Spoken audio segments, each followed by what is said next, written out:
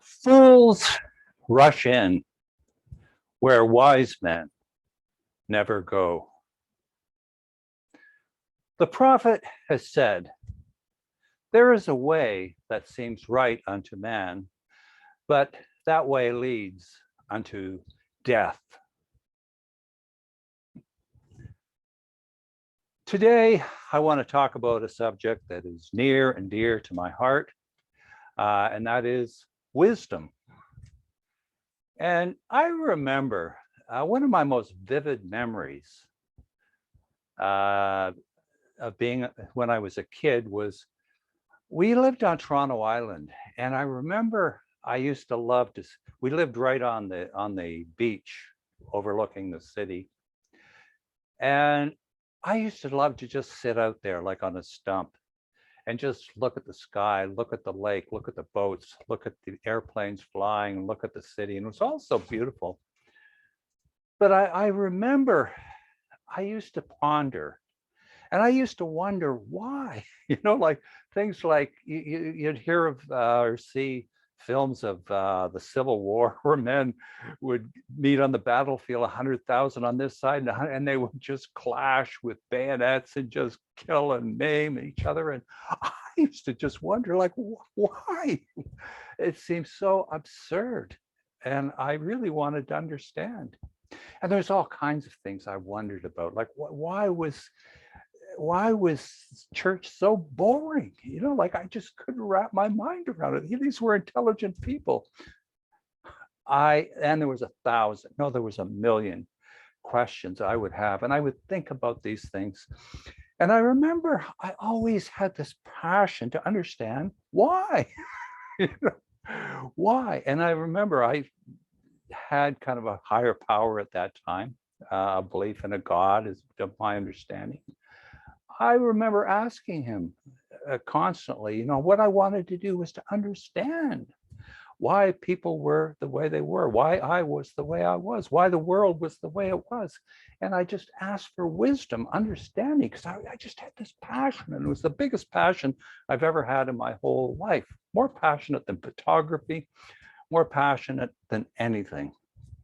And anyway, I was kind of like Solomon. Solomon, famous guy back in history, and he asked for wisdom, and he became, I think the wisest man of that time. And I knew the story, so I asked kind of like accordingly, can I have wisdom? Speaking of Solomon, one story of wisdom is, and I'll just paraphrase it because I remember the story, and probably many of you have heard the story. And two women came to Solomon. This is when he was the king of Israel. And they both claimed that this child was theirs. I guess it was a baby. And Solomon said, guard, get your sword and cut the babies in half and give half to this woman and half to that woman. And of course, the mother, when she heard that, she said, oh, no, it's okay. Give the baby to the other woman. That's fine. And of course, everyone automatically understood who the mother was. Now, this was just a great example of thinking outside of the box and of wisdom. There was another story, that one of my favorites on wisdom, and that was from the movie Gandhi, which maybe you saw, I don't know, 20, 30 years ago. But anyway, it was late at night, and it was in the house. I think Gandhi was in bed, and one of his men came rushing to him. His name was Nahari, and Nahari was just beside himself with grief and anxiety. And he rushed up to Grant. He said, I'm in hell. I killed a child. I smashed his head against the wall. And Gandhi said, why?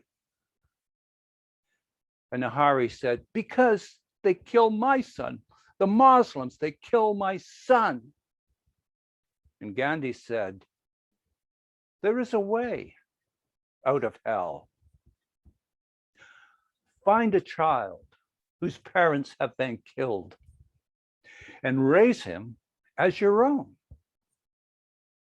Only make sure that he is a Muslim and that you raise him as one. This too is great thinking outside of the box. This is pure wisdom. And I think we can gain wisdom by doing what Albert Einstein said. Always, always, always, always question. Question everything. And I think some of the poets and artists have done a good job in doing just that, asking questions. Bob Dylan asked, how many times must the cannonballs fly before they're forever banned?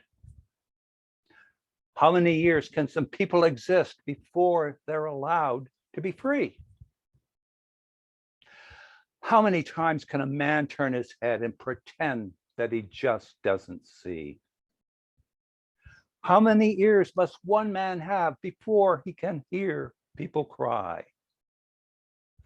How many deaths will it take till he knows that too many people have died?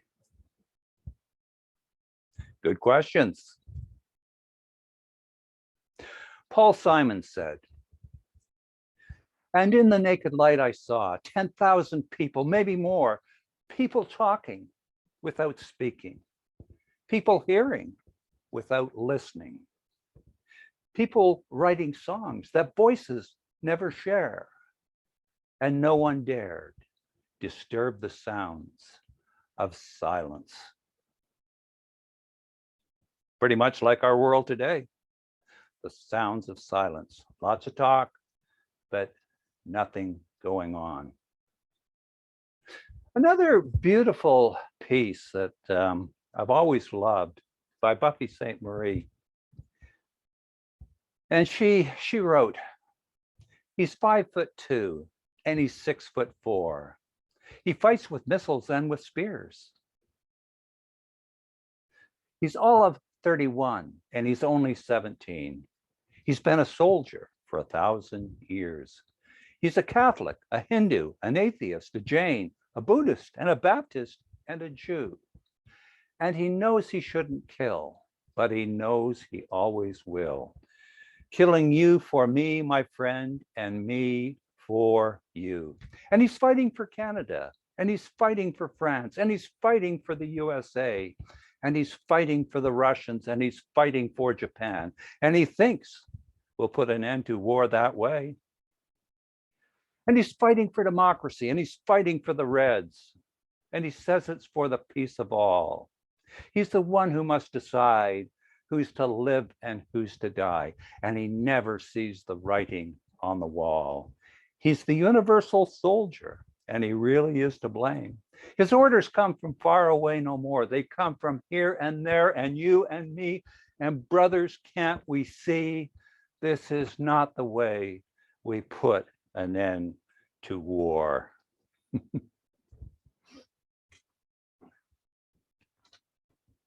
So, beautiful questions, beautiful artists. We could learn a lot from them. Which brings me to the beginning of wisdom.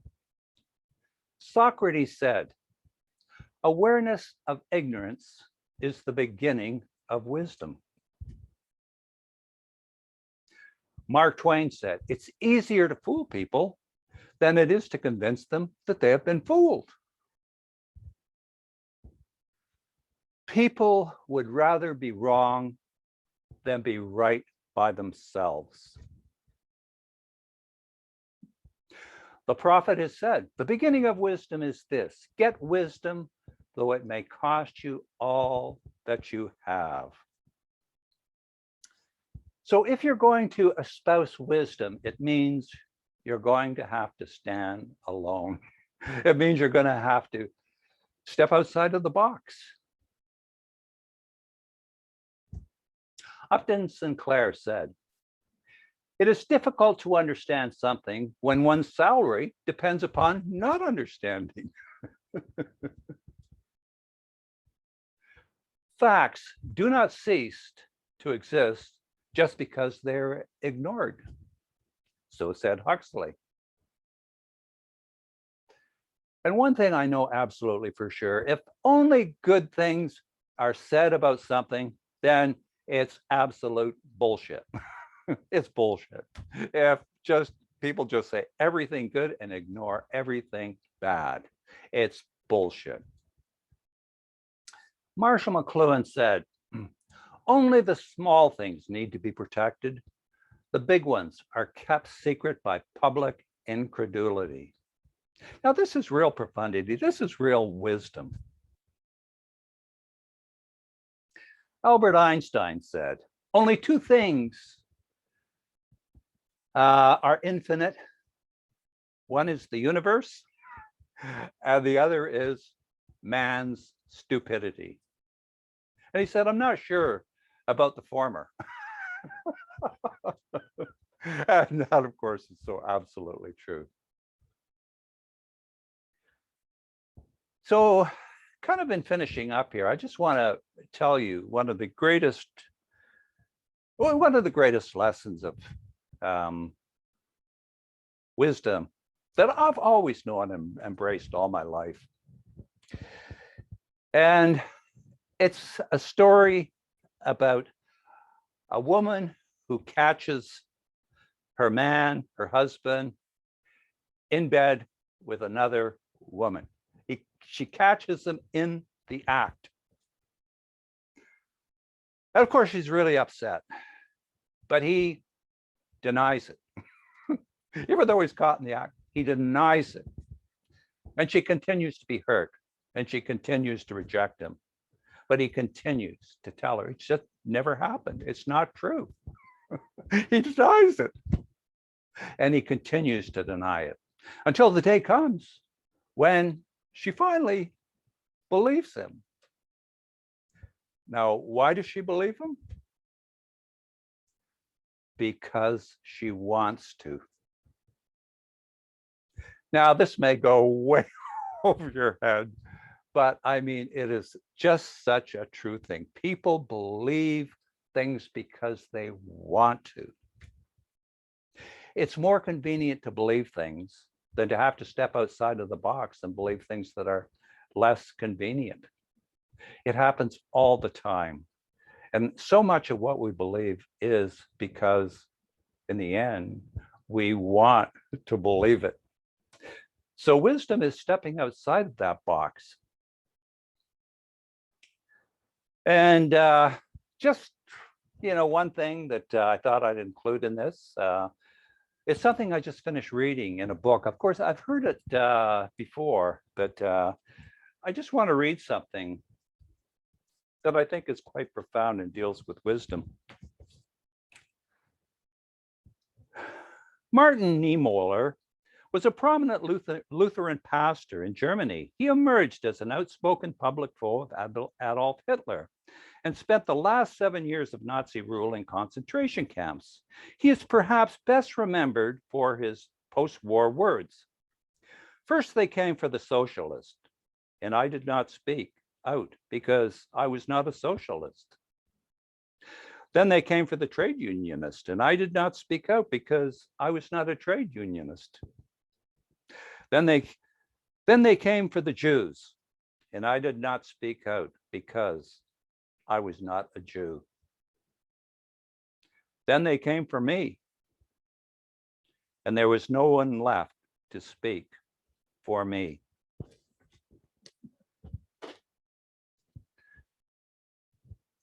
That is the world we're living in right now. Abraham Lincoln said, you can fool most of the people most of the time, but you can't fool all the people all the time. Wisdom is finding those people that are stepping outside of the box, the ones that are searching for the truth, the ones that you can believe. It's a world where, are you going to take the red pill or are you going to take the blue pill? This world needs people with wisdom right now, probably more than it's ever needed people that espouse wisdom. And so this is why I'm talking about the subject of wisdom right now, because it's time to step up to the plate and become the people we were meant to be. It's time to espouse wisdom. And like I've said at the end, the choice is yours. We'll see you next time.